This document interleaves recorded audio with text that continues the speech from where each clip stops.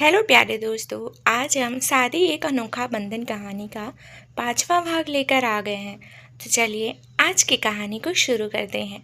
दीपिका का घर। कुसुम काम करवा रही थी। क्या कर रही थी ये रोनी के भी समझ नहीं आ रहा था। अपनी माँ से बहुत बार पूछ चुका था रोनी, पर कुसुम बस इतना कहती कि शाम को किस्मत आ रही है तब देख लेना, और दीपक भी शाम को देख लेगा। रोनी ने कहा, आखिर ये कौन था जो माँ ऐसा कर रही हैं? उसका दिमाग ठनक रहा था। वहीं रघु मन ही मन बोला, एक बवाल जो हिला देगा तेरी ये लंका, और मुस्कुरा दिया। उधर विवान अब उठा और पहले केबिन के बाहर आया, और जैसे ही सबको घूरा सब ऐसे भागे जैसे आज तो ये नए विवान अब केबिन में आया हो, और नव्या के बिल्कुल पास खड़ा हो गया। लेकिन नव्या तो आराम से अपना कार्टून देख रही थी। विवान विवान ने कहा, नव्या बंद करो इसे। नव्या ने नहीं सुना तो अब आराम से बैठ नव्या ने नहीं सुना वो तब आराम से बैठी रही। विवान ने एक दो बार फिर कहा, लेकिन नव्या जैसे सुन ही नहीं रही थी कि विवान को गुस्सा आ गया, और वो नव्या से टैबलेट छीनते हुए और गुस्से में बोला, ये क्या तरीका है नव्या? मैं बोल रहा था कि तुम जाओ, तुम्हें समझ नहीं आता है क्या? और ये क्या कार्टून लगा रखा है? मैं यहाँ काम कर रहा हूँ और तुम ये नव्या, ये ऑफिस है, यहाँ के रूल्स होते हैं, और ये जो कार्टून है ना, इसकी वजह से मैं मेल चेक नहीं कर पा रहा। पता भी है कितना इम्पोर्टेंट है ये सब, और तुम ये फालतू का ड्रामा लेकर बैठी हो। आज विवान का इस तरह बोलने से ना जाने क्यों नव्या की आंखें छलक गई। विवान ने जब नव्या की आंखों में देखा तो वो कुछ कहता, तब तक नव्या बोली, सॉरी सर, लेकिन मैं यहाँ अपने बॉस से नहीं अपने दोस्त से मिलने आई थी, क्योंकि वो भूखा था। बट इट्स माई फॉल्ट कि बॉस का कैबिन है, ये मेरे और ऐसे एक एम्प्लॉय को नहीं आना चाहिए था, और वहाँ से चली गई। विवान को ना जाने क्यों नव्या की आंखों में आंसू छुप गए। वो तो सिर्फ उसकी फिक्र कर रही थी, और विवान ने अनजाने में अपना गुस्सा उस पर उतार दिया था। विवान ने मेज पर रखा पेपर वर्ड से विवान ने मेज पर रखा पेपर वॉट को जोर से पटका और कहा, ये क्या कर दिया मैंने नव्या को? वो ये सब कहता हुआ बाहर आया जहाँ सब लंच कर रहे थे। विवान को देख सब खड़े हो गए तो विवान बोला, मिस नव्या कहाँ कहाँ है वो लंच नहीं कर रही क्या? टीना ने कहा, सर उसने मना कर दिया। मैंने कहा भी कि सुबह से आपने कुछ खाया नहीं है, तो बोली कि मेरा मन नहीं है, और चली गई। विवान को अब और बुरा लगने लगा। वो बोला, कहाँ गई हैं? तो टीना ने कहा, सर अभी अभी टेरेस पर जाते हुए देखा है मैंने। गगन ने उसे विवान ने उसे थैंक्स बोला और टेरेस की तरफ बढ़ गया। सब देखते रहे। नेहा को पैसे मिल चुके थे, अब वो काफ़ी हद तक परेशान नहीं थे। उसने अपने पर्स से फ़ोन निकाला और एक बार कॉन्टैक्ट लिस्ट में नंबर देखकर उसने मन में गुस्सा आ गया, लेकिन उसने फिर भी फ़ोन लगा दिया। 2 बार रिंग जाती रही कि नेहा अगले पल काटने को हुई कि सामने से आवाज़ आई, बोल छोरी, काम हो गया? कल तक पैसे मिल जाएंगे कि नहीं? तो अभी है मेरे पास दूसरा तरीका, और हंस पड़ा। तो नेहा गुस्से में बोली, हाथ भी मत लगाना उसे, समझा?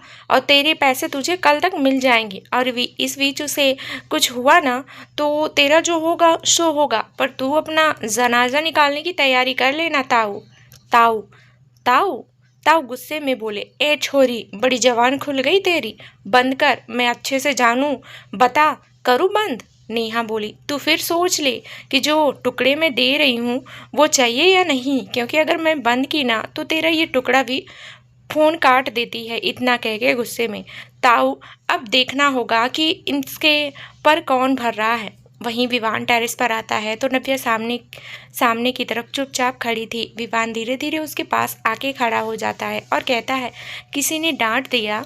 नव्या को पता नहीं था कि विवान है, वो तो सामने देख रही थी। नव्या ने कहा, हाँ डांटा, उस बिल्ली ने, उस खड़ूस ने, उस बंदर ने, उस बिगड़ैल ने। नव्या ये सब बोल भी रही थी और उसकी आंखें भर चुकी थी। विवान विवान ने कहा, वो खड़ूस है? नव्या ने कहा, खड़ूस खड़ूस नहीं, महा खड़ूस है। जब देखो गुस्से में रहता है, ऐसा लगता है गुस्सा इसका परमानेंट कोट ब्रांड है। विवान विवान वो विला है। नव्या, हाँ विला है, बस सिर पर सींग की कमी है, नहीं तो वो भी मार देता। विवान ने कहा, वो बिगड़ैल है। नव्या ने कहा, हाँ है। अरे बस खाने के लिए पूछा मैंने, और लंच टाइम में खाना नहीं खाएगा तो क्या करेगा। और मैंने भी नहीं खाया उसकी वजह से कि अपने दोस्त के संग खा लूँगी, लेकिन नहीं, उसे तो बॉस बनना है तो बने, अब मैं भी एम्प्लॉय ही रहूँगी। विवान ने कहा, सच में बड़ा बुरा है ये बॉस, तो ऐसे कौन करता है भाड़ा, बिगड़ैल कहीं का, इडियट साला। नव्या बोली, तुम कौन होते हो मेरे दोस्त को कुछ बोलने वाले। और जैसे ही टर्न हुई हैरान रह गई कि विवान वहाँ था।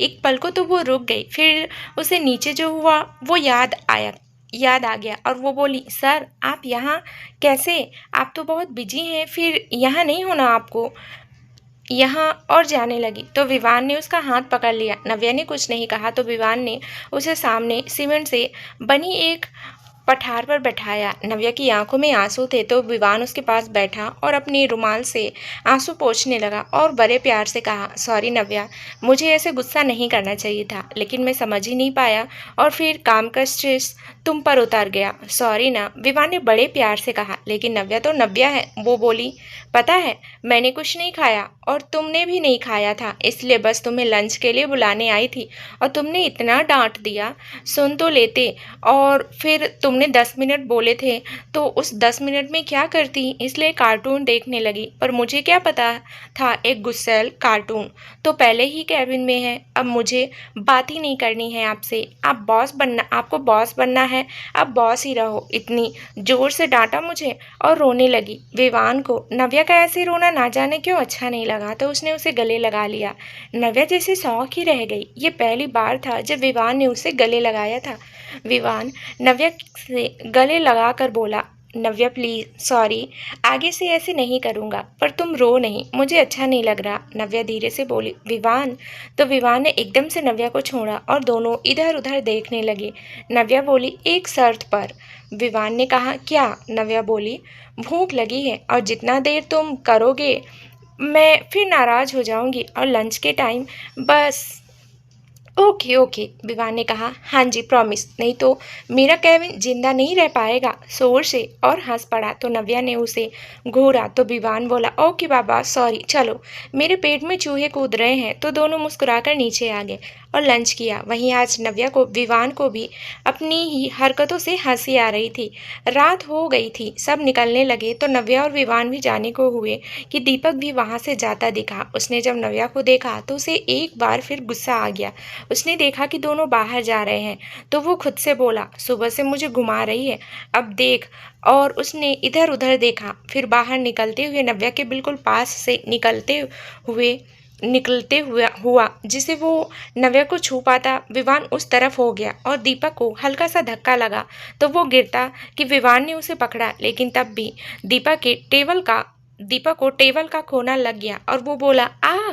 विवान ने कहा, अरे दीपक देख कर चलो ना, इतना गिरोगे तो काम कैसे करोगे। नव्या को हंसी आ गई और वो बोली, दीपक कल सुबह 6 बजे मिलते हैं, बिना गिरे आइएगा। और विवान को लेके चली गई। दीपक ने कहा, नव्या तुझे तो नहीं छोड़ूंगा। उधर नव्या और विवान जहाँ जा चुके थे वहीं किसी की उधर नव्या और विवान घर जाकर सो चुके थे, वहीं किसी की नींद उड़ चुकी थी। अरे और कौन होगा जी, हमारे दीपक जी। अब ऑफिस में इतना हुआ, वो तो पहले दिन ही हिल गए, अब घर में तो समझो गए ही। दीपक घर आया तो उसका ध्यान नहीं था, होगा कैसे, दिमाग भी तो होना चाहिए ना। कि कुसुम की माँ आई और बोली, जाओ दीपक तैयार होकर आओ। दीपक ने अपनी माँ से ऑफिस में जो हुआ दीपक ने अपनी माँ से कहा, माँ मैं अभी ऑफिस से आया हूँ और अब क्या तैयार होना, कौन सा प्रधानमंत्री आ रहा, एक तो आज मैं इतना थका हुआ हूँ, ऊपर से आपकी। कुसुम बोली, एक बार बोला ना, समझ नहीं आता क्या। और ऑफिस गया था, अब घर आ गया तो जो बोला वो कर, तेरे लिए ही कर रही हूँ, समझा, जा अब। दीपक का तो दिन ही खराब है। सुबह नव्या ने नहीं छोड़ा और यहाँ कुसुम, लेकिन उसे क्या पता था एक नई आफत आने वाली है। दीपक कमरे में आया और गुस्से में अपना कोट उतारते हुए बोला, क्या हो रहा है आज, क्यों उस नव्या की इतनी हिम्मत कि मुझे ऑर्डर दे रही है? मैं वो जो कर रही है उसे वो चुकाना पड़ेगा। बस एक बात, वो ज़मीन मेरे नाम आ जाए, फिर वो लड़की मेरी हाथ में होगी। कि उसे अपने फ़ोन का वीडियो याद आया जो उसने ऑफिस में देखा। उसने फ़ोन निकाला और कॉल लगा दी। वहीं दूसरी तरफ लंदन में Deepak, can I speak to mister Ramesh Chandania? Call divert की जाती है और अगली आवाज़ होती है रमेश की, और वो गुस्से में कहता है, दीपक, ये सब हुआ कैसे? कैसे वो लोगों को पता चला कि कंपनी क्या चला रहा है और किसने खरीदी है? इतना सब कैसे हुआ? दीपक ने बोला, मैं भी नहीं जानता रमेश जी। मैंने सब कुछ ध्यान में कर रहा था, पर लेकिन न जाने कैसे उन्हें पता चल गया। मैं कुछ नहीं जानता रमेश जी। रमेश ने कहा, अच्छा, तुम नहीं जानते? कंपनी तुम देखते हो और तुम नहीं जानते? तुमको पता भी है मुझे पुलिस स्टेशन जाना पड़ रहा है। मुझे जिसने भी ये किया है वो नहीं बचने वाला, और ये अब तुम इंडिया में ही रहो जब तक मैं ना बोलूं, वो डील के बाद भी नहीं। और फ़ोन काट देता है। दीपक बस सुनता रह जाता है। कुछ देर में एक गाड़ी आके रुकती है और दीपक के घर की बेल बजाती है। कुसुम जल्दी से रघु को दरवाज़ा खोलने को कहती है। रघु मन में लंका में आग लिए ही रघु कहता है, मन में लंका में आग कैकई ही लगवाती है, और जाकर खोलता है तो सामने एक लड़की खड़ी होती है और उसके साथ एक उसका बूढ़ा बाप की उम्र का आदमी। कुसुम देखते हुए बोली, आइए आइए, अंदर आइए। वो दोनों अंदर आते हैं तो लड़की और वो आदमी पूरे घर को देख रहे थे। कुसुम उन्हें बैठने को कहती है। वो लड़की बैठने वाली होती है कि उसका बाप बोलता है, इतना छोटा सा घर, ये तो हमारे नौकर को रहने के लिए दिया जाए। ये सुन रोनी को गुस्सा आता है, पर कुसुम उसे मना कर देती है। कुसुम ने कहा, अब हम सब आप कहें, अरे बैठो ना, दीपक आता ही होगा। दोनों बैठ जाते हैं कि कुसुम लड़की को देखकर कहती है, बड़ी प्यारे बच्चे हैं, नाम क्या है इसका? अजय जी, लड़की के पिता। कि तभी दीपक नीचे आ जाता है और लड़की को देख हैरान हो जाता है। वो लड़की उठती है और सीधे दीपक के पास आते हुए बोली, कैसे हो तुम? और गले लग जाती है। सब देखते रह जाते हैं। कोई गुस्से में था पर शांत रहता है। दीपक ने कहा, रोसी। अगली सुबह नव्या की आंख खुलती है तो वो जो कल हुआ था उसके बारे में सोचने लगती है। फिर वक्त देखती है और उठकर तैयार होने चली जाती है। कुछ ही देर में वो दोनों नीचे आ जाते हैं और एक दूसरे को देखते हैं। फिर हल्का सा मुस्कुराकर नाश्ते की टेबल पर आ जाते हैं कि अंकुश भी आ जाता है और कहता है, क्या बात है, आज दोनों बड़ा मुस्कुरा रहे हो, कुछ हुआ क्या? कि तभी पीछे से आवाज़ आती है, नव्या नव्या नव्या। नव्या सामने देखती है तो नेहा होती है। नेहा को देखकर आज अंकुश 1 मिनट रुक जाता है। वो लगी इतनी प्यारी रही थी कि नव्या ने कहा, अरे नेहा, क्या हुआ? तो सुबह सुबह ही कुछ हुआ क्या? नेहा ने कहा, क्यों, काम होगा तब भी आऊँगी क्या? बस मन किया तो आ गई। नव्या बोला, हाँ जी बिल्कुल आओ और नाश्ता भी करो। नेहा ने कहा, अरे क्या बात है, सुबह सुबह पोहे, और बैठ जाती है। नव्या और बाकी सब भी खाने लगते हैं कि अंकुश बोलता है, विवान, कल हमें वहाँ जाना है। तो विवान ने कहा, अंकुश ऑफिस के लिए देरी हो रही है, मैं चलता हूँ, और निकल जाता है। नव्या को समझ नहीं आता है तो वो जल्दी से विवान के पीछे जाती है। अंकुश मुस्कुरा देता है तो नेहा कहती है, अब तुम क्यों मुस्कुरा रहे हो? अंकुश ने कहा, जिंदगी बदल रही है किसी की, और हंसते हुए चल पड़ता है। नेहा ने कहा, ये क्या बोलता है? कुछ देर में दोनों भी ऑफिस के लिए निकल जाते हैं।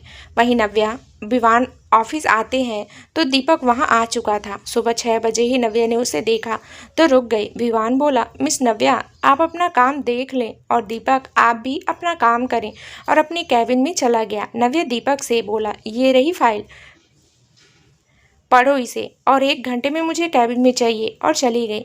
पर उसका दिमाग विवान में ही था। कुछ देर में सब स्टाफ भी आ गए थे।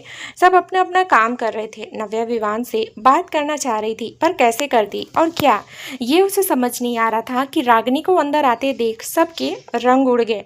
रागिनी को देख सब परेशान थे। नव्या को कुछ समझ नहीं आ रहा था कि सब इतना क्यों परेशान हो गए हैं, और ये औरत कौन है कि रागिनी सीधे विवान के कैबिन में जाती है और गुस्से में कहती है, हिम्मत कैसे हुई तुम्हारी तुम्हारी मेरे कंपनी के अगेंस्ट जाने की? होते कौन हो तुम? और उस सारे इन्वेस्टर्स को भी तुम ही भड़का रहे हो ना, इसलिए मिस्टर जग ने वो डील कैंसिल कर दी और अब वो मीटिंग कर रहे, वो भी इस कंपनी में क्यों? और ये सब करके तुम रागिनी खन्ना को डरा रहे हो। तुम्हें शायद याद नहीं है कि मैं क्या कर सकती हूँ।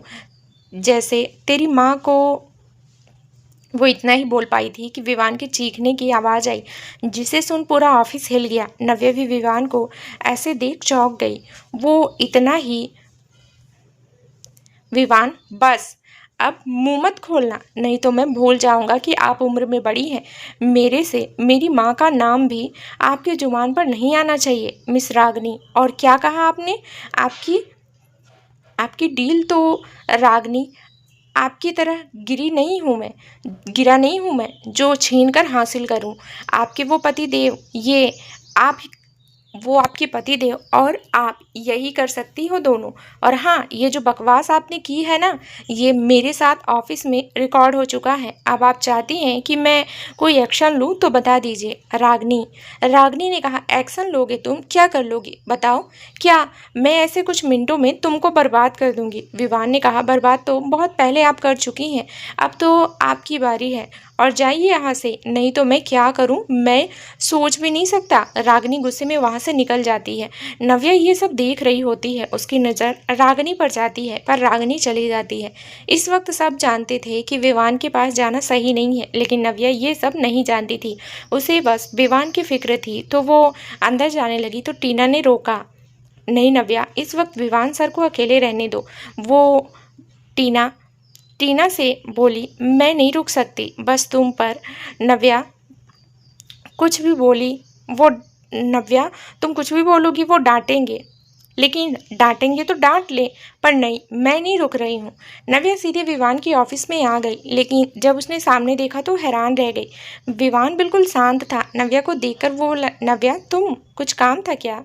कहीं दीपक तो। नव्या उसके सामने बैठ गई और कहा, कुछ नहीं, बस कुछ फाइल्स दिखानी है जो ज़रूरी है, और विशाल सर है नहीं इसलिए। विवान, हाँ लाओ दिखाओ। नव्या ने वो फाइल विवान को दे दी। विवान उस फाइल को देखने लगा और नव्या मन ही मन सोचने लगी, अगर इस वक्त मैं तुमसे कुछ छुप पाऊंगी तो तुम इस वक्त तुमसे मैं कुछ पूछूंगी तो तुम ना बताओगे। और मैं नहीं चाहती कि तुम ये सब याद करो। ये शांति जो तुम्हारे चेहरे पर लेकर तुम घूम रहे हो, उसके पीछे इतना दर्द है कि सोच भी नहीं सकती। तुमने मेरा हमेशा साथ दिया, अब मेरी बारी। लेकिन उससे पहले मुझे ये जानना होगा कि ये रागनी है कौन। नव्या इस बारे में सोच रही थी कि विवान बोला, क्या हुआ? नव्या ने ना में सिर हिला दिया। कुछ देर बाद फाइल्स देखने के बाद विवान ने नव्या को सब समझाया। नव्या ने भी समझा और जाने के लिए उठी, फिर और कहा, इतनी खामोशी एक बहुत गहरे दर्द का सहारा होती है, और वहाँ से चली जाती है। विवान बस देखता रह गया। नव्या अपनी कैबिन में आ गई। वो विवान को उस दर्द से निकालना चाहती थी, पर बिना जाने वो कुछ नहीं कर सकती थी। वहीं दीपक आज अपना काम कर रहा था। नव्या ने उसे इतना काम दिया था कि उसे वक्त ही नहीं मिला था कि वो उठ भी सके, और जो कल हुआ उसने उसका दिमाग घुमा दिया था कि उसने फ़ोन आया, उसने उठाया तो सामने वाला बोला, आप दीपक बोल रहे हैं? दीपक ने कहा, जी हाँ। और आप? आवाज़, आपके अकाउंट में 10 करोड़ ट्रांसफ़र कर दिए हैं, जैसे आपने कहा था सर, और उस कंपनी को हमें देने के लिए आपका शुक्रिया। आप आगे से हम आपको ही बताएंगे। और फ़ोन कट जाता है। दीपक का दिमाग हिल जाता है, इतना पैसे आए कैसे? और कौन सी कंपनी? किसको बेची? वो सिर पकड़कर बैठ जाता है। वहीं आज नेहा अपना ऑफिस पूरा करके संयम एनजीओ के लिए निकल जाती है। आज उसका पहला दिन था। उसे थोड़ी घबराहट थी, वो सब सही करेगी ना? इन सबको सिखाना ये सब उस पर था। वो ऑटो में बैठी बैठी भगवान से बोली, सब सही करना यार, कुछ गड़बड़ ना हो। वो वहाँ पे सब कहते हैं। एनजीओ आ गई और ऑटो से उतरी, पैसे दिए और अंदर की तरफ आ गई। ताई ने उसे देखा तो बोली, आ गई नेहा, तू कैसी है, आजा। नेहा ने ताई को नमस्ते किया तो ताई बोली, आजा बेटा, कल सबसे मिल तो गई है, आजा, तुझे आंगन में ले चलती हूँ, वहीं है सब, चल तू। नेहा ने हाँ में सिर हिलाया और ताई के पीछे चल दी। अब नेहा से बात करने लगी, और बता बेटी, कहाँ से है तू? नेहा पहले तो चुप हो गई, फिर कहा, मैं यही दिल्ली की हूँ, पढ़ाई और अब जॉब कर रही हूँ। ताई ने कहा, अच्छा, और तेरी माँ बापा? वो नेहा वो कि एक लड़की आई और कहा, ताई चलो ना, देखो ना वहाँ अंकुश भाई क्या कर रहे हैं। अंकुश का नाम सुनते ही नेहा बोली, अंकुश? ताई ने कहा, हाँ, अभी 1 घंटे पहले ही आ गया। बोला, आज वक्त निकाल कर आया हूँ, यहीं रहूँगा, आ चल। नेहा कुछ सोचने लगी और आगे चल पड़ी। वहीं लंदन में रमेश की एक डील कैंसिल हो चुकी थी, जिससे उसे बड़ा नुकसान तो हुआ ही था, साथ ही पुलिस स्टेशन जाकर जो उसकी इमेज थी वो खराब हुई थी। वो अलग उसे अब समझ नहीं आ रहा था कि कौन था जिसने ये डील और वो कंपनी बंद करवाई। साथ ही मिस्टर एलेक्स की पेनल्टी को देना पड़ेगा, वो अलग। उसने अपने एक आदमी को बुलाया और कहा, तुम कल तक उस व्यक्ति को मेरे सामने लाओ जो पुलिस स्टेशन में है, जिसके ऊपर ये केस है। आखिर वो क्यों मान रहा है कि उसने ये किया है, और अगर वो ऐसा कह रहा है तो उसके पीछे कोई ना कोई बड़ी वजह है, समझे? कल तक। वो आदमी ने कहा, काम हो जाएगा सर, और चला गया। रमेश खुद से देखता हूँ कौन है, और उधर कोई था जो पल पल की खबर किसी तक दे रहा था। वहीं नव्या अब दीपक के कैबिन में आई और कहा, मिस्टर दीपक, आपने सब पूरा किया या नहीं? आपको 2 घंटे दिए, पर आधा दिन निकल चुका है और ना आपने काम दिया ना फाइल्स। इस तरह से आप काम करेंगे तो हो गई। और ये जो फाइल्स आपने पूरी की है, इसमें इतनी गलतियां हैं कि अब मैं फिर से देख रही। अगर ये मुझे ही करना है तो आप किस लिए हैं यहाँ पर? नव्या थोड़ा तेज आवाज़ में बोली तो सबका ध्यान वहाँ चला गया। दीपक आज वैसे ही हिला हुआ था और नव्या के इस तरह बोलने से उसका दिमाग फिर गया और वो चेयर से उठा और गुस्से में बोला, तू मुझ पर हुक्म कर रही? मुझ पर? तेरी इतनी हिम्मत! और क्या लगा रखा है ये सब? मैं यहाँ तेरी कंपनी में काम करने नहीं आया हूँ, मुझे वो ज़मीन की डील करनी है, इसलिए यहाँ हूँ। तू जानती नहीं मेरा बिजनेस, चंद पल में तेरा ये कंपनी खरीद सकता हूँ मैं। नव्या के पास आते हुए बोला और उसे कॉलर से पकड़ नव्या उसके पास आते हुए बोली और उसे कॉलर से पकड़ती है और कहती है, अगर मुझे छुआ भी ना कि तभी नव्या ने तो तेरी बोटी बोटी करेगी कि कुत्ते भी नहीं खाएंगे, समझा? और तूने अपनी बॉस संग जो ये हरकत की है ना, इसकी सज़ा तो बनती है। तो क्या कहा था आपने कि आप नहीं करेंगे, ठीक है ना? मत करिए, पर उसके साथ साथ 10 करोड़ की पेनल्टी दे कर जाइए। और ये इस प्रोजेक्ट के रूल्स हैं, और बाकी सज़ा आपको बाहर मिल जाएगी, क्योंकि मेरा इरादा घूमा तो क्या हो जाए मैं नहीं कह सकती। और चली गई। दीपक नव्या को देख बोला, देख देख देख, तुझे तो मैं देख ही लूँगा। नव्या अपने कैबिन में आ गई। इस वक्त वो उस सब को याद कर रही थी जब मीना का वो हाल उसने देखा था। नव्या मन ही मन बोली, मीना, जो जो जुल्म तुम पर हुए हैं उन सब का हिसाब चुकता होने का वक्त आ गया है। विवान ये सब देख रहा था, वो नव्या की हालत समझ रहा था। एक ऐसे हर दिन उसी इंसान को अपनी आंखों के सामने देखना जिसने उसका सब कुछ बर्बाद किया है, बहुत मुश्किल होता है। इन सब का अंत आने ही वाला था, पर अब उसने किसी को फ़ोन किया और कहा, अगला काम 2 दिन में हो जाना चाहिए। I want no mistake, okay? और ध्यान रहे तुम्हें ठीक करना है, और साथ ही उसका कुछ पता चले तो इन्फॉर्म मी। और बात करके रख देता है। दीपक ने बोल तो दिया, लेकिन अब उसे ये डर आ गया था कि अगर वो ज़मीन उसे ना मिली तो रमेश उसका बहुत बुरा हाल कर सकता है। वो 10 मिनट में ऑफिस की लॉबी में था, जहाँ सब खड़े थे कि नव्या और विवान भी वहाँ आ गए। विवान उसे देख कर बोला, दीपक क्या हुआ, आप यहाँ क्यों हैं? अनजान बनते हुए दीपक ने वो मुझे आप सबसे। विवान जी कहिए, कुछ कहना है? दीपक कुछ कहता कि नव्या बोली, ये हमसे कह रहे थे कि ये चाहते हैं कि आज का लंच ये करवाएंगे सबको, वो भी ऑफिस में। तो हमने कहा सबको पता तो चलना ही चाहिए ना, और सॉरी बोलना चाहते हैं। ये वो थोड़ी अनबन हो गई है हमारे उनके बीच, तो बोल दीजिए। तो चलिए, सब कैफेटेरिया में दीपक आते होंगे। क्यों दीपक? दीपक हैरानी से देखता है तो सब उसे थैंक्स बोल रहे होते हैं। विवान को कुछ समझ नहीं आ रहा होता है कि ये क्या हो रहा है, पर नव्या ने सब सोच लिया था। सब कैफेटेरिया में चले गए। नव्या ने विवान से कहा, चलिए विवान, लंच का वक्त हो गया है। विवान हाँ में सिर हिलाता है तो दोनों चल पड़ते हैं। नव्या दीपक से बोली, आइए आ जाइए। दीपक भी चल पड़ता है। नेहा वहीं दूसरी तरफ नेहा और ताई आंगन में आती है तो अंकुश सब बच्चों के संग खेल रहा था। इस वक्त वो खुद ही बच्चा बन गया था। उसे ऐसे देख नेहा के चेहरे पर मुस्कान आ जाती है कि ताई बोली, अंकुश बेटा। अंकुश देखता है कि नेहा आ गई है तो वो कहता है, बच्चों आपकी दी आ गई हैं तो अब आप आराम से सीखना। आपको पता है आपकी दी ना बहुत अच्छा सिखाती हैं।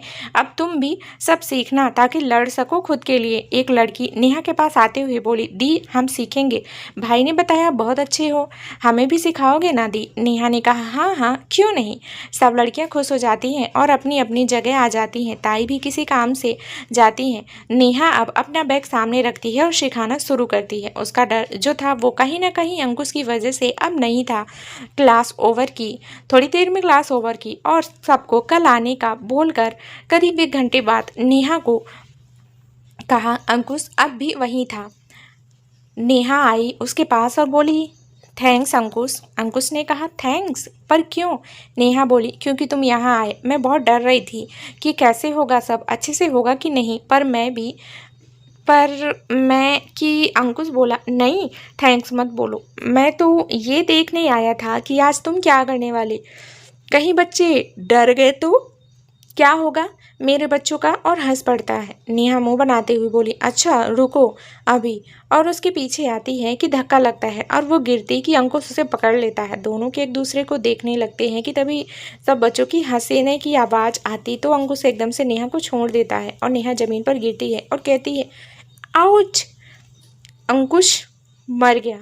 वहीं रमेश के पास एक फ़ोन आता है जिसे सुन वो आग बबूला हो जाता है और चीखता रह जाता है, जिसे उस घर की दीवार ही सुन पाती है। रमेश की चीख सुन सब जो वहाँ खड़े थे वो सहम गए, क्योंकि वो इतना तो जानते थे कि रमेश को कोई बहुत बड़ी बात से इतना नुकसान आया, पर पूछे कौन। ये हिम्मत किसी में नहीं थी कि रमेश का सबसे खास आदमी जो ये देख रहा था बोला, क्या हुआ भाई, आप इतना क्यों गुस्सा? कि रमेश गुस्से में बोला, तो क्या करूँ, नाच करूँ? नहीं, गाना गाता हूँ। क्यों? बोल साला। वो पता नहीं कौन है जो मेरी मेहनत पर पानी फेरे जा रहा है और मैं बस देख रहा हूँ। और आजकल उसने एक कंपनी बंद करवा दी। आज उसने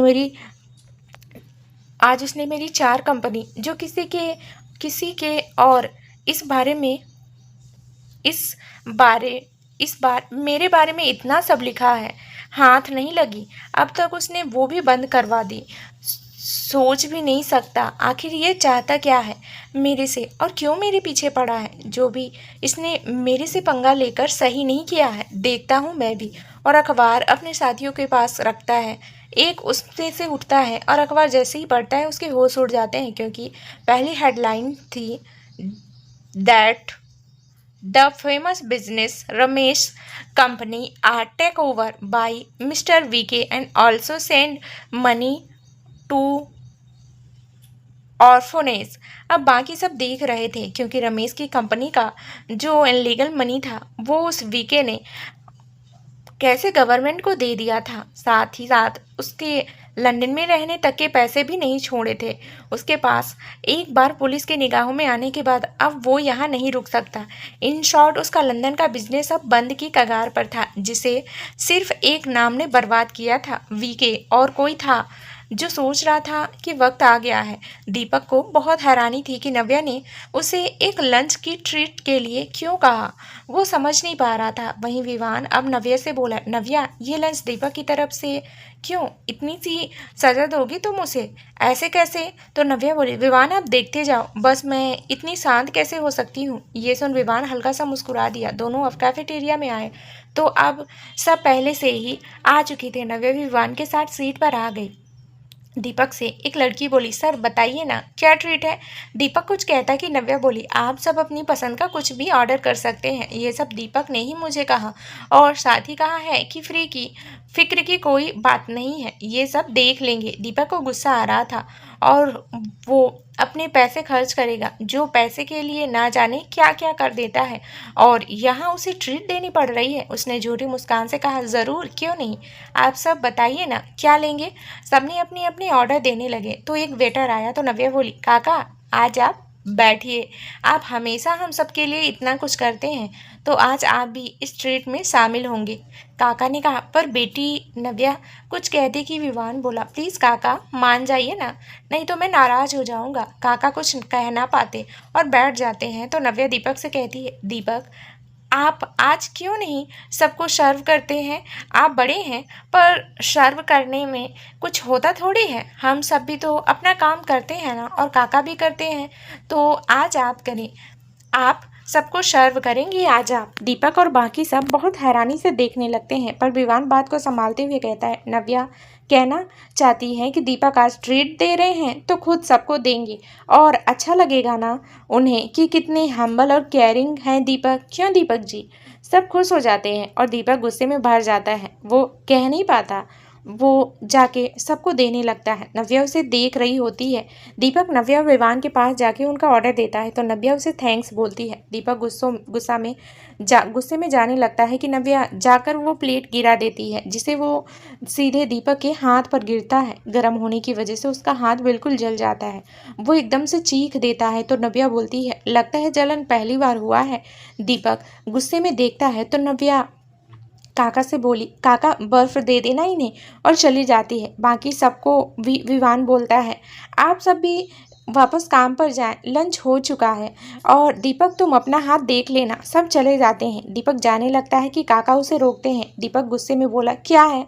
कि तभी नव्या ये देख रही होती है। दीपक नव्या को देखता है तो बोलता है, जी काका वो पैसे नहीं। दीपक गुस्सा होने लगता है, पर फिर वो अपना कार्ड देता है और कहता है कि ये लो, कर लो। काका वो कार्ड जाके स्वाइप करते हैं और पैसे लेके उसे वापस करते हैं, और वो लेके चला जाता है। पर वो नहीं जानता था कि वो फंस गया है। वहीं विवान को एक कॉल आता है, जिससे सुन वो तुरंत चला जाता है। नव्या को जब पता चलता है तो वो कहती है, क्या हुआ अचानक? नेहा। वहीं दूसरी तरफ नेहा उसे घूर रही थी। अंकुश अब धीरे से हाथ बढ़ाता है और कहता है, उठो नेहा। नेहा उसका हाथ नहीं पकड़ती है, तो वो खुद उठने लगती है। तो अंकुश उसे तब भी उठाता है। नेहा ने कहा, तुमने मुझे गिराया कैसे? इंसान हो तुम पकड़ो भी और गिरा भी दिया। कौन करता है ऐसा? अंकुश, मैं ऐसा नहीं करने वाला था, पर वो मेरा ध्यान तुम पर था, और जब बच्चे बोले तो मैं हड़बड़ा गया। नेहा हैरान होकर देखती है, तो अंकुश कहता है, मेरा मतलब था कि तुम्हें गिरने से बचाने के लिए पकड़ा था, पर तुम इतनी भारी होगी मुझे क्या पता था, इसलिए तुम गिर गए। नेहा ने कहा, मैं मोटी हूँ, तुम ये कह रहे हो? अंकुश हंस कर चला जाता है, तो नेहा और चढ़ जाती है। तो अंकुश उससे कहता है, गाड़ी में बैठ जाओ, घर छोड़ देता हूँ। नेहा तुनक कर कहती है, नहीं जाना मुझे, मैं खुद चली जाऊंगी। अंकुश ने कहा, सच में? नेहा नहीं बोलती। कुछ देर में वो देखती है कि आवाज़ नहीं आ रही, तो वो पीछे देखती है तो गाड़ी नहीं होती। नेहा मन में बोलती है, देखा चला भी गया इसकी तो मैं। कि तभी अंकुश आवाज़ देता है, अरे आजा, कहीं नहीं गया मैं, चल। नेहा बोली, इसे कैसे पता चल जाता है हर बार? नेहा आके बैठ जाती है, पर बोलती कुछ नहीं। थोड़ी देर में घर आ जाता है, तो नेहा जाने लगती है कि अंकुश आवाज़ देता है। नेहा रुक जाती है, तो अंकुश नेहा के पास आता है और कहता है, तुम बहुत क्यूट सी मेरी टेडी बियर हो, और नेहा के गाल खींच कर चला जाता है। नेहा बस देखती रह जाती है, पर फिर उसके चेहरे पर मुस्कान और शर्म आ जाती है। वहीं दीपक शाम को घर आता है तो देखता है कुसुम काम कर रही है और रोनी साफ सफाई। ये देख दीपक कुसुम के पास जाता है और कहता है, ये सब क्या कर रही हो आप? और रोज़ी कहाँ है? ये सब तो उसे करना चाहिए। वो रोज़ी को आवाज़ लगाता है, तो रोज़ी आती है और कहती है, व्हाट हैपेंड? चिल्ला क्यों रहे हो? दीपक गुस्से में, माँ ये सब क्यों कर रही है? तुम हो ना इस घर की बहू। ये कहा था उस रात तुमने, तो अब काम क्यों नहीं कर रही? ज़बरदस्ती बस बहू बनना है, लेकिन तुम जानती हो मैं क्या हूँ? रोजी बहुत शांति से सुन रही थी। वो एक कुर्सी पर बैठी और बोली, बहू हूँ, नौकरानी नहीं, समझे? और आज मेरा मन नहीं था कुछ करने का, तो माँ ने कर लिया। कौन सी आफत आ गई? और एक बात कान खोलकर सुनो, ये घर के मामलों में ना तुम कुछ बोलोगे, समझे? और अगर ये रुकी आज डिनर बनाने से, तो तुम बना दो। और चली गई। दीपक गुस्से में देखता रहा। रघु हल्का सा मुस्कुरा दिया क्योंकि वो जानता था कि रोजी क्या हाल करने वाली है। कुसुम किचन से बाहर आई और कहा, दीपक शांत रहा। अगर हमने कुछ भी किया तो वो हमें घर से निकाल देगी। भूल मत, उस पेपर के मुताबिक वो इस घर की मालकिन है। मेरी समझ नहीं आता तूने शादी की और तुझे कुछ पता क्यों नहीं। उसके पास सारे सबूत हैं कि तू पति है उसका। क्या हो रहा है ये कि रोजी की आवाज़ आई, सासू माँ 10 मिनट। ये सुनते ही कुसुम जल्दी से किचन में लग जाती है। वहीं रोजी दीपक के कमरे में थी और सोच रही थी कि कैसे उस मीटिंग्स के बाद कुछ दिनों में रोजी जानकर दीपक से मिलती थी, उसे यकीन दिलाने के लिए कि वो भी उसे प्यार करती है। और एक दिन रोजी ने दीपक को होटल में बुलाया था। वो जानती थी दीपक कितना बड़ा कमीना है, और जब दीपक आया तो रोजी को देख अपने होश खो बैठा। कैसे करके रोजी ने उसे अपनी बातों में फंसाया था। दीपक, हाय कितनी हॉट हो तुम रोजी। रोजी को उसके मुंह से ये सुन गवारा न था, लेकिन जिस मकसद के लिए वो ये कर रही थी वो इससे ज़्यादा ज़रूरी था। उसने अपने कमरे का दरवाज़ा बंद किया और कहा, ओह डार्लिंग, और उसके चेहरे को छुआ तो दीपक ने उसे पकड़ लिया। रोजी ने धीरे से खुद को अलग किया और कहा, इतनी भी क्या जल्दी है, थोड़ी बात करें, और एक गिलास दीपक को दिया। दीपक ने कहा, अरे जान, जब तुम हो तो ये गिलास क्यों लगाओ। मैं रोजी जानती थी कि ये ऐसे नहीं मानेगा, तो मासूमियत से बोली, मेरे लिए भी नहीं, और हल्की सी स्ट्रिप अपनी फ्रॉक की नीचे की। तो दीपक तो वैसे ही पागल था, उसने ना जाने ऐसे कितने गिलास पी लिए। अब वो होश में नहीं था और ऐसा ही रोजी चाहती थी। कुछ देर में जब वो बेहोश हो गया तो उस कमरे में रघु आया। उसने रोजी को देखा और फिर उस दीपक को। उसकी मुठ्ठियाँ भीज गई। उसने एक शॉल रोजी को उड़ाई और कहा, चलो बाकी देख लेंगे। रोजी को इस वक्त उस दीपक को मारने का मन हो रहा था। उसने रघु को गले लगा लिया और रोते हुए बोली, मुझे घिन आ रही थी इस आदमी में से। रघु ने उसे चुप कराया और कहा, आज तो तुमने किया है वो इतना आसान नहीं होता किसी लड़की के लिए भी, पर इस दरिंदे को सजा दिलाना है कि आज जो भी हुआ और जो इसने नव्या जी के संग किया है उसकी कीमत ये चुकाएगा। और अब मैं हर वक्त वहाँ हूँगा। मैं जानता हूँ तुम बहादुर हो, पर फिर भी रहूंगा, क्योंकि उस घर में ये ही नहीं एक कमीना और है। इसके घर में आग लगाना है तो लंका में कदम रखना होगा। रोजी अब शांत हुई और रघु से अलग हुई तो रघु बोला, मैं इसे लेकर गाड़ी में जा रहा हूँ, तुम चेंज कर लो, ये रहे कपड़े, फिर आगे का भी तो देखना है। और विवान सर को मैं बता देता।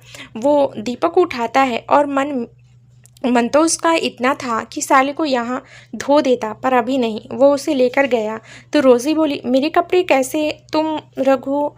रघु ने कहा, अब इनमें तुम बाहर गई तो अब इसमें तुम बाहर गई ना तो तुम ठीक नहीं रह पाओगी, और फिर वहाँ ये कपड़े चलेंगे भी नहीं। और चल गया। रोजी ने जल्दी से कपड़े बदले और वो बाहर आई तो रघु दीपक को बैठा चुका था। फिर वो उसे लेकर निकल गए। कुछ देर में दोनों एक कोर्ट के सामने थे। विवान के मुताबिक एक व्यक्ति ने सारे डॉक्यूमेंट्स जो प्योर लगे वो रघु को दिए। रघु ने उन्हें थैंक्स कहा और फिर उनके जाने के बाद बोला, रोजी, मैं तुम्हें घर छोड़ रहा हूँ, कल से तुम्हें वहाँ आना है। तुम मेक श्योर तुम कुछ गलत ना हो। तुम बस इसे कन्विंस करवा दो कि इसने आज रात ही तुमसे शादी की है और अब तुम इसकी पत्नी हो। साथ ही में इसकी फैमिली को लालच देकर मैं यकीन से कह सकता हूँ कि वो मेरे इस रिश्ते को मना नहीं करेंगे। तुम शाम को आओगी, किसी को भी साथ में ले आना। वो अजय है, उसे ही फादर बनाकर, ताकि लगे कि रिश्ता है। और अब जब दीपक आए तो सबके सामने कहना कि तुम्हारी और इसकी शादी हो गई है। शादी को इतना आसानी से नहीं मानेगा, तो ये प्रूफ दिखाना। और साथ ही जब उस कुसुम को पता चलेगा तुम करोड़ों की मालकिन हो तो वो मान जाएगी। तब होगा खेल। इसके घर के लोगों को बहुत शौक है इन्हें बहू का। अब बहू नचाएगी। रोसी हाँ में सिर हिलाती है और फिर वो रोजी को छोड़ते हुए दीपक को घर लेकर आ जाता है। रोजी, देखते जाओ आगे आगे क्या होता है। वहीं शाम हो चुकी थी। नव्या घर आ गई थी। अंकुश भी आ गया था। अंकुश नव्या से बोला, और कैसा रहा आज का दिन, कैसे नचाया उसे। लेकिन नव्या कहीं खोई हुई थी तो वो कुछ नहीं बोली। तो अंकुश आया और कहा, क्या हुआ नव्या, तू ऐसे क्यों परेशान है, कुछ हुआ है क्या। उस दीपक ने। नव्या अंकुश से कहती है, नहीं भाई, दीपक नहीं, विवान जी। अंकुश बोला, क्या हुआ, फिर डांटा क्या वो तुझे। ये नव्या ने बोला, नहीं भाई ऐसा कुछ नहीं हुआ। हम आपसे कुछ पूछें, आप बताएंगे? अंकुश बोला, हाँ बोलना। नव्या ने कहा, ये रागिनी खन्ना कौन है और विवान जी से क्या मतलब? अंकुश ये सुन हैरान रह जाता है और कहता है, तुझे कैसे? नव्या ने कहा, वो ऑफिस आई थी आज और कुछ बहस भी हुई थी विवान और रागिनी के बीच में, और उसके बाद वो कहीं चले गए। अंकुश ने कहा, नव्या तू रहने दे ये सब, तू दूर रह इन सब से। नव्या बोली, नहीं भाई, हमें जानना है कि तभी विवान अंदर आता है। दोनों उसे देख चुप हो जाते हैं। वो एक नज़र दोनों को देखता है, फिर अपने कमरे में चला जाता है। नव्या अब बिना कहे उसके कमरे में जाने लगती है तो अंकुश रोकता है। नव्या इस वक्त तो नव्या बोलती है, आपको उनकी खामोशी दिख रही है और मुझे उनके पीछे दर्द, जो मैं जान कर रहूंगी, और चली जाती है। अंकुश ने कहा, अब तुम ही उसे निकाल सकती हो नव्या, बस तुम। और वो अपने कमरे में चला जाता है। वहीं नव्या विवान के कमरे की तरफ चल दी। उसने दरवाज़ा खटखटाया तो विवान ने नहीं खोला। नव्या कुछ बोलती कि विवान खोला। विवान बोला, जाओ अंकुश, मैं ठीक हूँ। नव्या बोली, दरवाज़ा खोलो विवान, मेरी कसम आपको। क्योंकि नव्या जानती थी कि विवान ऐसे नहीं मानेगा, इसलिए उसने उसे कसम दी। विवान ने अब दरवाज़ा खोल दिया और वापस बेड पर बैठ गया। नव्या उसके पास आई। विवान नव्या से कुछ कहता कि नव्या उसे बोली, दर्द है सिर में, कुछ मत बोलो और आओ मेरे साथ। विवान कुछ न कह सका। पता नहीं क्यों नव्या की बात वो टाल नहीं पाया और उसके साथ बालकनी में आ गया। नव्या बोली, रुको, और कुछ देर बाद वापस आई और विवान से कहा, लो चाय पियो, दर्द कम होगा, और खुद भी उसके पास बैठ गई। कुछ देर तक दोनों चुप रहे। फिर नव्या बोली, पता है विवान, मैं ना ये शादी नहीं करना चाहती थी, पर अपने पापा के सपने और उनकी इच्छाओं को मानकर मैंने वो शादी की जिसने मेरा सब कुछ छीन लिया। वो शादी एक भयानक सपना बन गई मेरे लिए। और तुम जानते हो जिस मीना के बारे में बताया था वो कौन थी? नव्या ये ज़रूर बताया कि कोई नव्या ने ये बताया था कि कोई मीना थी, पर उसके संग क्या हुआ ये नहीं, और कौन थी ये भी नहीं। साथ ही दीपक ने पहली रात क्या किया था इस बात को भी विवान नहीं जानता था। ये उसे बाद में पता चलेगा। रीडर्स, विवान ने ना में सिर हिलाया तो नव्या बोली, वो मीना जिसने अपना दम मेरे हाथों में तोड़ा, वो दीपक की पत्नी थी। विवान चौंक गया तो नव्या बोली, हाँ ये सच है। मैं तब जान पाई जब दीपक ने मुझे मारा था और मीना ने मुझे बचाया था, क्योंकि मैंने उसके भाई की बात जो नहीं मानी थी। मीना के बारे में जान के इतना समझ चुकी थी कि मैं ही नहीं, ना जाने और कितनी दल दल फंसी हैं। मीना के संग मिलकर मैंने उसे सजा दिलवाना चाहा था, पर किस्मत को कुछ और ही मंजूर था। मेरे पापा चले गए, मैं कुछ नहीं कर पाई। मीना ने दम तोड़ दिया, मैं कुछ नहीं कर पाई, पर अपने दर्द को कमज़ोर नहीं होने दिया, जिसमें आपने और अंकुश भाई ने मेरा साथ दिया। आप मुझे लड़ना सिखाते हो तो क्या मेरे साथ दर्द नहीं बांट सकते? मैं आपको फोर्स नहीं करूँगी, लेकिन आपको लगे कि आपको बताना हो तो बता देना। और जाने लगती है तो पीछे से आवाज़ आती है। जब एक 18 साल के बच्चे के सामने उसकी माँ उसकी आंखों के सामने फांसी लगा ले और वो बस चीखता रह जाए तो क्या बीतेगी उस बच्चे पर। नव्या ने ये सुना तो वो खामोश हो गई। आखिर उसके पापा ने भी तो यही किया था। वो विवान के पास आई और उसके हाथ पर हाथ रखा तो विवान बोला, मैं चीख रहा था पर कोई नहीं था मेरी सुनने वाला। उसकी माँ बस लटक रही थी और वो देखे जा रहा था। कैसे जैसे तैसे करके अपनी माँ को मैंने उतार चुके थे। मुझे छोड़, वो मेरे आंसू धसने का नाम नहीं ले रहे थे। बहुत उठाया पर वो ना उठी। मेरा भी परिवार था, हम सब बहुत खुश रहते थे। मेरी माँ से मैं बहुत ज़्यादा, सबसे ज़्यादा प्यार करता था। उससे भी ज़्यादा वो मुझे करती थी। मेरी एक छोटी बहन भी थी, स्मृति, मैं उसे बहुत छेड़ता और वो माँ के पास आके कहती, माँ देखो ना भैया मुझे तंग कर रहे हैं, तो माँ मुझे डांट लगाती तो मैं मासूम सा फेस बना लेता, तो वो मुझे और स्मृति को करती और कहती कि भले ही मैं उसे तंग करता हूँ पर प्यार भी तो करता हूँ ना।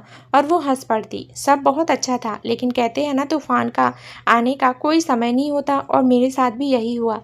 लेकिन ये तूफान लाने में मेरे अपनों का ही हाथ था। ये मैंने नहीं सोचा था। अब विवान के चेहरे पर गुस्सा दिखने लगा तो नव्या ने उसे देखा तो विवान बोला, हम सब समझते थे कि मेरे पापा बहुत ईमानदार इंसान है। मेरे पापा की बहुत इज्जत थी शहर में, पर शराफत का चोला ओढ़े कौन क्या कर दे। शादी की सालगिरह थी पर पापा लेट हो।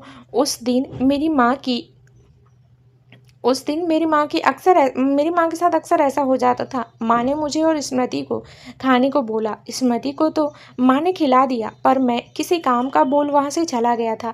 लेकिन मेरा जाना ही बर्बादी की शुरुआत थी। जब माँ का और पापा का प्रेजेंट लेकर लौटा तो मेरे पैरों तले ज़मीन खिसक गई। मेरी माँ जो हंस रही थी कुछ देर पहले, वो अब रो रही थी। मैं भागकर माँ के पास आया और पूछा, माँ क्या हुआ? तो माँ बोल नहीं पा रही थी। जब मैंने सामने देखा तो मेरा बाप एक औरत के संग खड़ा था शादी करके, और वो औरत बड़े आराम से बैठी थी। ये देख मेरा खून खौल गया। मैं बोला कि ये सब क्या है और आप ऐसा कैसे कर सकते हो मेरी माँ के संग? आप उनसे कितना प्यार करते हो? तो वो इंसान, जानती हो क्या बोला? कि उसका मन भर चुका है इस औरत से, और वो अब और नाटक नहीं कर सकता। वो तो बस इसे यूं ही खेल रहा था। ये सुन के मुझे ऐसा लगा कि मेरे पापा ऐसा कैसे कर सकते हैं। लेकिन ये तो कुछ नहीं था, अभी बहुत कुछ होना था। मेरे बाप का काम का जब मुझे और माँ को पता चला तो हमें जैसे नफरत सी हो गई कि हम उनके पैसे पर जी रहे हैं। स्मृति को इन सब का कुछ नहीं पता था। वो छोटी थी और मैं नहीं चाहता था कि वो इन सब के बारे में जाने। माँ और मैं अब स्मृति को उस इंसान से दूर रखते। वो औरत अब घर में रहने लगी थी। हर दिन वो गंदी हमें देखनी पड़ती, पर जितना बचा रहे थे हमें क्या पता था कि उतना ही धंसते धंसते ही जा रहे थे। वो इंसान इतना गिर चुका था कि जो वो छुप कर करता अब सामने था। वो एक दलाल था। वो दलाल था जो माँ को जब ये पता चला तो वो सुन्न पड़ गई। उसकी रोज़ी घर में उसकी रोज़ घर में पार्टी होती। मैं कुछ नहीं कर पाता क्योंकि माँ के कारण बंधा था। वो कहते हैं कि पति कैसा भी हो, पति होता है। माँ भी ये सब जानती थी और इसी का फ़ायदा वो ले रहा था। आखिर उस सोच में बंधा कर माँ ने अपनी ज़िंदगी खो दी। लेकिन मेरे दिमाग में ये बैठ चुका था कि जो कुछ हुआ उस औरत और मेरे बाप की बदौलत है, और मैंने कसम खाई इन दोनों को इनकी कीमत देनी होगी। लेकिन मुझे क्या पता था कि मैं अभी बहुत खोने वाला हूँ। जहाँ माँ समझौता कर चुकी थी अपनी इस ज़िंदगी से, वहीं उसके इरादे भी बढ़ रहे थे। घर में बहुत लोग आने लगे, कभी उस औरत के तो कभी मेरे बाप के। और एक दिन एक गीदड़ की नज़र मेरी बहन पर पड़ गई और भर चुकी थी नव्या की आंखें। आंखें भी विवान की आवाज़। विवान ने संभाला और कहा, मेरी बहन जिसकी रक्षा करने का वादा था मेरा, मैं पूरा न कर सका। उस गीदड़ ने मेरी बहन को मुझसे छीन लिया, मार दिया उसे। मेरी हंसती खेलती स्मृति के शरीर को नोच लिया। उस गीदड़ ने बर्दाश्त नहीं कर पाई। जहाँ मेरी बहन की मेरी माँ, ये चिता अभी ठंडी भी नहीं पड़ी थी, मेरी माँ ने फांसी लगा ली। एक दिन में अनाथ हो गया। वो औरत जानती थी कि ये सब कैसे हुआ, ये ज़रूर पूछा जाएगा, इसलिए वो और मेरा बाप वहाँ से जा चुका था। पुलिस भी उसे मिली हुई थी, इसलिए इस केस को बंद करवा दिया गया। मेरा घर, जहाँ मेरी स्मृति और माँ की यादें थी, वो तक उस औरत ने ले लिया। लेकिन मेरा बाप जो एक छोड़ सकता है, उसे क्या रखता। जब मैं इस आग में था तब मुझे ताई मिली। वो मुझे अपने साथ ले आई। मैं वहीं अंकुश से मिला। वो एक ही ऐसा था जिसे मैं बात करता, बाकी सब मेरे से नहीं बोलते। मुझे अपना मकसद पूरा करना था, इसलिए ताई ने मेरी आगे की पढ़ाई करवाई ताकि मैं कुछ बन सकूं, और बना भी। अब बस उस इंसान को बर्बाद करना है मुझे। नव्या आज विवान का अतीत जान के बहुत नव्या को आज विवान का अतीत जान के बहुत बुरा लगा। वो हर वक्त बस अपने बारे में, अपनी मुश्किलों के बारे में सोचती रही। विवान की तो उस उसने सोचा नहीं वो क्यों चुप रहता था, हमेशा शांत रहता था। नव्या को जब विवान ने ऐसे देखा तो बोला, मैंने तुम्हें भी परेशान कर दिया ना, सॉरी। इसलिए नहीं चाहता था कि तुम इस दर्द को जानो।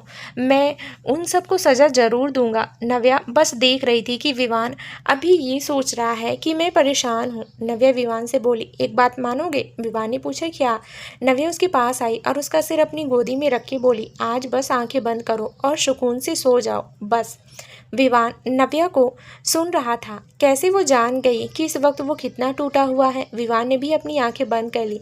शायद वो सुकून उसे मिल गया था और वो कुछ ही देर में सो गया।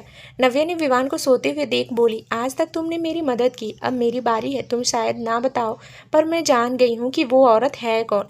नव्या की आंख से आंसू गिरा तो उसने जल्दी से पूछ लिया और कुछ देर में विवान को सही से सुला के वो बाहर आई तो अंकुश वहीं दरवाजे पर था। उसकी भी आंखों में नमी थी। नव्या ने उसे देखा तो चुपचाप बाहर आई और थोड़ी देर में अंकुश से बोली, भाई अब मैं जो कह रही हूँ वो आप करो, मैं उस औरत से मिलना चाहती हूँ। अंकुश ने बोला, नहीं नव्या, विवान ऐसा नहीं होने दे सकता। वो नहीं चाहेगा कि तुम इन सब में पढ़ो, ना मैं ही चाहता हूँ। नव्या ने कहा, ठीक है, पर मैं मिलूंगी ज़रूर, आप ये जानते हैं, और मेरी कसम आपको, आप विवान से कुछ नहीं कहेंगे। और बिना कुछ बोले चली गई। अंकुश बस देखता रह गया। नव्या कमरे में आई तो विवान का दर्द उसके सामने आ रहा था। उसने किसी को फ़ोन किया और बात करके कहा, आओ, वेलकम, और गुस्सा उसकी आंख में था। नव्या को विवान का अतीत जान के फैसला ले चुकी थी कि उसे क्या करना है। वो अब चुपचाप बैठने वालों में से नहीं थे, और हो भी क्यों ना, विवान ने उसका हमेशा साथ दिया था, अब उसकी बारी थी। पर इन सब से अनजान रागनी तो सोच भी नहीं सकती थी कि क्या होने वाला था। अगली सुबह जब विवान की आंख खुली तो उसे सब याद आ गया, नव्या का उसके लिए परवाह करना सब। वो उठा और उसका फ्रेश होकर तैयार होने चला गया। कुछ देर में वो नीचे आया तो नव्या वहाँ नहीं थी। विवान ने अंकुश से पूछा तो उसने कहा कि वो आज उसे किसी काम से जाना था तो वो गई है। विवान थोड़ा सोचता है, फिर कहता है, काम? ऐसा क्या काम था नव्या को, और तुझे नहीं बताया? अंकुश ने नाश्ता किया और बोला, होगा कोई काम, और अगर कुछ उसे लगेगा तो वो बता देगी तुझे ही सबसे पहले। और अच्छा चल, मैं निकल रहा हूँ, मुझे आज पुलिस स्टेशन में काम है, अर्जेंट केस है, और चला जाता है। विवान भी नाश्ता करके चला जाता है पर मन नव्या में ही रह जाता है। वहीं नेहा को एक हफ्ते से ज़्यादा वक्त हो चुका था संयम में काम करते करते, और इस वक्त वो बहुत घुल मिल चुकी थी। आज उसने क्लास ली और सबको कल के लिए बोलकर जाने लगी कि उसे ताई मिल गई। वो बोली, बेटा हो गया काम, तू कैसे कर लेती है, पहले यहाँ फिर ऑफिस, बहुत मेहनत करती है तू। तेरे माँ बाप कहाँ है? कभी बात नहीं करता, कभी बात करते नहीं देखा तुझे उस उनसे। नेहा ये सुनते ही चुप हो गई तो ताई बोलती है, बेटा मैं तुझे दुख नहीं देना था, मुझे वो तो बस मैंने पूछ लिया, माफ़ कर दे। तो नेहा बोली, नहीं ताई, आप माफ़ी क्यों मांग रही हो, मुझे बुरा नहीं लगा, बस उनकी याद आ गई। वो मेरे साथ नहीं है, एक एक्सीडेंट में उनकी डेथ हो गई जब बहुत मैं छोटी थी। ये कहते कहते नेहा की आंख भर आई थी तो ताई ने उसे गले लगा लिया और कहा, अब मत कहना, मैं हूँ ना तेरे पास, तू मेरी बेटी है और मैं तेरी माँ। नेहा ने उन्हें गले लगा लिया तो ताई मुस्कुराते हुए बोली, बस अब क्या रुलाएगी, वो कम है क्या जो तू शुरू हो गई, तुम दोनों एक से हो, इतनी शैतानी करते हो कि कोई कुछ कह नहीं सकता, लेकिन उतने ही दर्द लिए हो। तो नेहा ताई से अलग हुई और बोली, कौन ताई? ताई कुछ कहती कि उनके पास एक बच्ची आ गई जो बोली, ताई ताई माँ जल्दी करो, वो शीना मेरी गुड़िया नहीं दे रही। तो ताई बोली, अच्छा चल, तुम बच्चे भी ना, और नेहा को बोलकर चली गई। वहीं नेहा सोचने लगी कि कहीं ये अंकुश की बात तो नहीं कर रही हैं, और फिर वो सीधे ऑफिस निकल गई। विवान ऑफिस आया तो नव्या ऑफिस में भी नहीं थी। अब विवान को समझ नहीं आया कि ये कहाँ गई। उसने फ़ोन किया तो नव्या ने फ़ोन भी नहीं उठाया। अब विवान परेशान हो उठा। वो मन ही मन सोचने लगा कि कहीं उसके अतीत को जानने के बाद नव्या भी उससे नफरत तो नहीं करने लगी। उसकी आंखों में आंसू आ गए, लेकिन वो बोला, अगर ये बात है तो ठीक है, मैं दूर रह लूँगा, पर नव्या है कहाँ, एक बार बता तो दो, कहाँ है वो। ये सब सोच ही रहा था कि एक फ़ोन उसके पास आया। विवान ने फ़ोन उठाया और बोला, हेलो। तो सामने से आवाज़ आई, जिसे सुन वो उठ खड़ा हुआ और जल्दी से कैबिन से बाहर निकल गया। उसे जाते देख सब हैरान हुए कि क्या हो गया। दीपक का जीना इस हफ्ते में रोजी ने नामुमकिन कर दिया था। उसकी हालत धोबी के कुत्ते के समान हो चुकी थी, जो अपनी जॉब से तो था ही। अब घर में भी पूरा दिन कुसुम घर का काम करती, रोनी को वो नचाए रखती और दीपक से उसका चाहकर भी कुछ नहीं कर पा रहा था। उसका दिमाग बंद हो चुका था कि उसका फ़ोन बज गया। उसने फ़ोन उठाया तो आवाज़ आई, तेरी हिम्मत कैसे हुई मुझे गद्दारी करने की? मेरी ही खाता है और मेरी ही थाली में छेद। ये सुनते ही दीपक के होश उड़ गए, क्योंकि उसने जो आवाज़ सुनी तो वो कोई और नहीं रमेश का था। दीपक डरते हुए बोला, ये क्या कर रहे हो आप रमेश? मैं क्यों तुम्हें चीट करूंगा, और क्या किया है मैंने? रमेश गुस्से में बोला, अब तू बन रहा है, मेरे पैसे उड़ा दिए, मेरी कंपनी तूने बेची और पैसे तू लेकर बैठ गया। हिम्मत कैसे हुई तेरी कि मेरे खिलाफ तू गया? मैं सोच ही रहा था कि कौन है वो जो इतना कर गया। अब तेरी वो हालत करूंगा कि तू डरेगा। और फोन कट चुका था। आ रहा हूं मैं। दीपक इंडिया। दीपक अब क्या करे, उसे समझ नहीं आ रहा होता था। रमेश का आना एक बहुत बड़ी वजह थी। दीपक, ये सब क्या हो रहा? पैसे? कौन से पैसे? फिर उसे कुछ याद आया कि उस दिन उसके पास फ़ोन आया था। उसने जल्दी से फ़ोन लिया और वो नंबर डायल किया, पर वो नंबर बंद था। दीपक बहुत परेशान हो चुका था। वो बिस्तर पर बैठ गया, लेकिन कोई था जो बहुत खुश था और शायद ये आखिरी बार और बाकी था।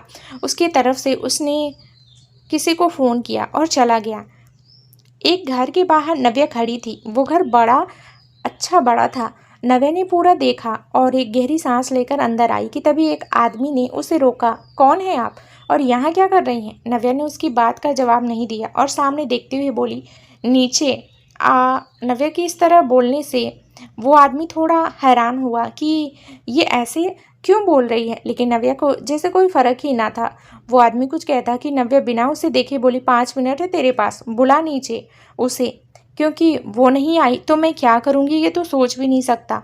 वो आदमी ना जाने क्यों नव्या को देख बोल नहीं पाया और उसे अंदर आने को कहा। नव्या अंदर आई और सोफे पर बैठ गई। वो आदमी ने नव्या को देखा और फिर ऊपर चला गया और एक कमरे में आकर कहा, मैम कोई लड़की आपसे मिलने आई है। रागिनी ने कहा, लड़की? कौन लड़की, और तुमने आने कैसे दिया? वो थोड़े गुस्से में बोली और नीचे वो थोड़ी गुस्से में बोली और नीचे चल दी। वो नीचे आई और नव्या को पहले तो देख वो चौंक भी गई। फिर बोली, तुम तो उस विवान की कंपनी में काम करती हो, यहाँ क्यों आई हो? नव्या आराम से बैठी रही। फिर कुछ देर बाद बोली, रागिनी खन्ना, ये ही नाम है ना आपका? रागिनी बोली, हाँ मैं हूँ। क्यों? नव्या ने एक आवाज़ लगाई तो कुछ देर बाद अंकुश उसकी टीम के साथ वहाँ था। रागिनी अब तक देख रही थी तो नव्या बोली, हैरान हो गई कि एक लड़की पहले तेरे घर में आ गई, फिर पुलिस। तो चल मैं बता देती हूँ। नव्या ने अंकुश से एक पेपर लिया और कहा, तेरा अरेस्ट वारंट नहीं है, चिंता मत कर। वो जो तेरा भाई है ना, क्या नाम है उसका? अरे वही जिसे तूने छुपा रखा है, उसे ढूंढने के लिए अब तू कहेगी घर में नहीं है और हम ढूंढेंगे, हमें मिलेगा नहीं। फिर तू मुस्कुराए कर कहेगी, वो मैं होने नहीं दूंगी, क्योंकि तेरे चेहरे पर मुस्कान मैं आने नहीं देना चाहती। पता कि वो यहाँ पर नहीं। पर तेरा 2 घंटे पर तुझे 2 घंटा दे रही हूँ, अगर वो 2 घंटे में वो मुझे नहीं मिला। रागिनी गुस्से में बोली, क्या क्या? नव्या ने वो पेपर पढ़ने को कहा और अंकुश से कहा, सर चलिए, और निकल गई। रागिनी बस देखती रह गई। एक लड़की ऐसा कर गई। उसने वो लेटर पढ़ा तो उसकी आंखें बड़ी हो गई।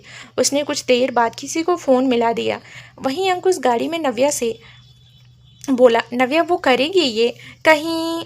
नव्या ने बात काटते हुए बोली, भाई डर नाम की फटी है, तब उसका वो हाल होता है कि सब करता है, और ये करेगी मैं जानती हूँ। फिर कुछ सोच के बोली, भाई विवान जी। अंकुश ने कहा, उसे अब तक फ़ोन आ गया होगा, वो उधर ही होगा, तो चलेंगी उधर?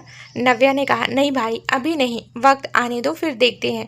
अंकुश मुस्कुरा दिया, फिर बोला, चल फिर मैं तुझे आज एक ऐसी जगह लेकर चलता हूँ जहाँ तुझे अच्छा लगेगा। नव्या ने कहा, ऑफिस? अंकुश बोला, आज तू छुट्टी पर है तो चुपचाप रह और चल, वैसे भी मन तेरा लगेगा नहीं। नव्या चुप हो गई और अंकुश ने गाड़ी बढ़ा दी। वहीं विवान ऑफिस से सीधे एक घर के सामने रुका। घर क्या कहूँ, विला समझ लो। वो गाड़ी से उतरा तो सामने खड़े 2 गार्ड ने उसे सलाम किया। विवान बस जल्दी से अंदर आया और एक कमरे में जाके रुका। इस वक्त उसकी हिम्मत नहीं हो पा रही थी। तब ही आवाज़ आई, छोटू। विवान ने बस उसे गले लगा लिया और कहा, दादू आप? डॉक्टर भी वहीं थे। वो बोले, मिस्टर विवान, ये कमाल हो गया, सर को होश आ गया। वो अब जो हम नहीं कर पाए वो उस लड़की ने कर दिखाया। विवान अब अलग हुए और कहा, लड़की? डॉक्टर कुछ कहते तो दादू बोले, छोटू वो बहुत अच्छी है। डॉक्टर ने बताया। मुझे विवान ने दादू को पकड़ा और कहा, मैं नहीं जानता कौन है वो जिसने ये किया, लेकिन आज उसने मुझे सबसे बड़ी खुशी दे दी है। और एक बार फिर दादू को गले लगा लिया। कुछ देर में विवान ने दादू को आराम करने को कहा और बाहर आ गया। डॉक्टर भी वहीं आ गए और विवान को मुस्कुराते हुए बोले, बेटा अब सही होगा, दीनानाथ भी अब सही हो जाएगा। तो विवान बोला, अंकल एक दादू ही है जो मेरे सब है, और उस रागनी ने उन्हें जो चोट दी है थी उसका जिम्मेदार मैं हमेशा खुद को मानता था। जब जब दादू को ऐसे देखता तो टूटता था कि मैं कुछ नहीं कर पाया, लेकिन आज दादू को देख मैं बता नहीं सकता कि कितना खुश हूँ, और ये सब आपकी वजह से हुआ अंकल, थैंक्स। डॉक्टर साहनी बोले, बेटा मैंने कुछ नहीं किया, एक डॉक्टर और एक दोस्त का फर्ज निभाया है। अगर किसी ने किया तो उस लड़की ने, उसकी वो सेवा जो उसने बहुत मेहनत और लगन से की। तो महादेव भी सुन पड़े। विवान ने कहा, अंकल कौन है वो? साहनी बोले, उसने अपना नाम नहीं बताया, हमेशा चेहरा ढक के रखती है। पहले मुझे बहुत अजीब लगा, लेकिन जब वो काम करती तो मुझे यकीन हुआ कि वो सही है। बहुत प्यार से बोलती है। उसने कहा उसे काम की ज़रूरत है और उसका काम देख मैं बहुत खुश हुआ। विवान ने कहा, पर अंकल मैं कैसे उसे थैंक्स बोलूँ, मैं जानता भी नहीं और उन्होंने मेरे लिए इतना कुछ किया। अंकल बेटा एक दिन उसकी एक चीज़ यहाँ रह गई थी, वो देख लो। विवान ने कहा, कहाँ है? अंकल ने एक नौकर को बुला के उसे वो चीज़ दी। वो एक सिल्वर रंग का बेहद ही खूबसूरत झुमका था। विवान ने जब हाथ में लिया तो ना जाने क्यों उसके चेहरे पर मुस्कुराहट आ गई। कुछ देर में वो निकल गया। दादू सो रहे थे तो विवान ने उन्हें परेशान नहीं किया और झुमके को देख कहा, अब ये मेरी अमानत है, और मुस्कुरा दिया। अंकुश और नव्या संयम पहुँचे तो नव्या बोली, ये अंकुश चलो। तो नव्या साथ चल दी कि उसे नेहा दिखी। दरअसल अंकुश ने ही नेहा को बुलाया था। वो जानता था कि नेहा के संग रह वो थोड़ा सही हो जाएगी। नव्या नेहा को देख बोली, तू यहाँ क्या कर रही है? नेहा ने कहा, मैं यहाँ इन बच्चों को सेल्फ डिफेंस सिखाती हूँ, बस इसलिए।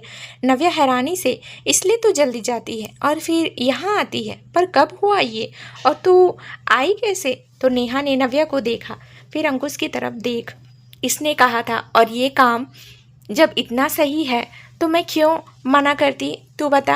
अंकुश ने कहा, मैंने नहीं कहा, मैंने बस वही किया जो मुझे सही लगा। इन लड़कियों को आगे अपने लिए लड़ना सीखना होगा, और जब नेहा ये इतने अच्छे से करती है तो बस इसलिए। नव्या मुस्कुरा कर बोली, सही किया तूने, सही किया तू यहाँ आकर। नेहा बोली, जान वो मैं कर चुकी, तू बता सब सही रहा? नव्या बोली, मतलब तू भी जानती है? अंकुश ने कहा, हाँ मैंने बताया था, आखिर किसी को बताना ज़रूरी था इसलिए। नव्या ने कहा, नेहा बोली, चल जान ये छोड़, ये बता कि कैसे वो 2 घंटे में पता लगाएगी। नव्या ने बोला, ये तो उसे बताना होगा। कि तभी नेहा का फ़ोन बजा। नेहा ने देखा तो उसका चेहरा गुस्से में भर गया। ये अंकुश ने देख लिया था। नेहा नहीं चाहती थी कि नव्या और परेशान हो, तो वो बोली, जान मैं अभी आई, और चली गई। अंकुश ने कहा, नव्या तुम ताई से मिलो, मैं आया। नव्या ने हाँ में सिर हिलाया तो अंकुश चला गया। नव्या मुस्कुरा दी। नेहा फ़ोन पर बात कर रही थी। तेरी हिम्मत कैसी हुई फ़ोन करने की? जो चाहता है वो मैं दे चुकी हूँ, अब क्यों फ़ोन किया है तूने? ताऊ, अरे छोरी तू काहे बिगड़ रही है? अब तू को फ़ोन ना करूं तो किसको करूं? पैसे तू ही देती है तुझे, और फिर तू मुझे पता है तू कहाँ है। ये सुनते ही नेहा फ़ोन कट कर देती है। उसके मन में एक डर आ जाता है। वो बोलती है, नहीं नहीं, और जैसे ही पलटी अंकुश सामने होता है। ना जाने क्या हुआ नेहा को उसकी आंखों में आंसू आ जाते हैं। अंकुश को ये सही नहीं लगता। वो नेहा को गले लगा लेता है, और नेहा को इस वक्त ये ही चाहिए था। वो चुप रहती है और अंकुश बोला, शांत हो जाओ, वो नहीं आएगा। तो दोस्तों आगे क्या होगा ये जानने के लिए इस कहानी का अगला भाग जरूर सुने, जो बहुत ही जल्द इस चैनल पर प्रसारित कर दिया जाएगा। धन्यवाद दोस्तों।